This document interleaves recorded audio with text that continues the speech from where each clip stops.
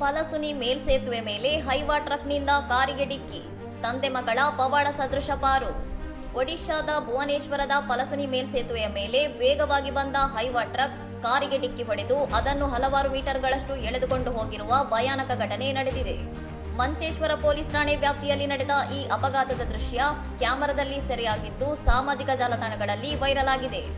ಅಪಘಾತದ ಸಂದರ್ಭದಲ್ಲಿ ಕಾರಿನೊಳಗೆ ತಂದೆ ಮತ್ತು ಅವರ ಮಗಳು ಪ್ರಯಾಣಿಸುತ್ತಿದ್ದು, ಅದೃಷ್ಟವಶಾತ್ ಇಬ್ಬರು ಸಣ್ಣಪುಟ್ಟ ಗಾಯಗಳೊಂದಿಗೆ ಪವಾಡ ಸದೃಶವಾಗಿ ಪ್ರಾಣಾಪಾಯದಿಂದ ಪಾರಾಗಿದ್ದಾರೆ. ಘಟನೆಯ ಬಳಿಕ ಟ್ರಕ್ ಚಾಲಕ ವಾಹನವನ್ನು ಬಿಟ್ಟು ಸ್ಥಳದಿಂದ ಪರಾರಿಯಾಗಿದ್ದು, ಆತನನ್ನು ಪತ್ತೆ ಹಚ್ಚಲು ಮಂಚೇಶ್ವರ ಪೊಲೀಸರು ಬೃಹತ್ ಶೋಧ ಕಾರ್ಯಾಚರಣೆಯನ್ನು ಆರಂಭಿಸಿದ್ದಾರೆ.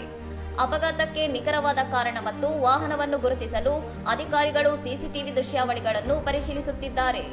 ಭುವನೇಶ್ವರದ ರಸ್ತೆಗಳಲ್ಲಿ ಭಾರೀ ವಾಹನಗಳ ಅಜಾಗರೂಕ ಚಾಲನೆಯ ಬಗ್ಗೆ ಸ್ಥಳೀಯರು ತೀವ್ರ ಕಳವಳ ವ್ಯಕ್ತಪಡಿಸಿದ್ದು, ಸಂಚಾರ ನಿಯಮಗಳನ್ನು ಕಟ್ಟುನಿಟ್ಟಾಗಿ ಜಾರಿಗೊಳಿಸುವಂತೆ ಒತ್ತಾಯಿಸಿದ್ದಾರೆ. ಇನ್ನಷ್ಟು ಸುದ್ದಿಗಳಿಗಾಗಿ ನೋಡ್ತಾ ಇರಿ ಸೌರಂ ಟಿವಿ.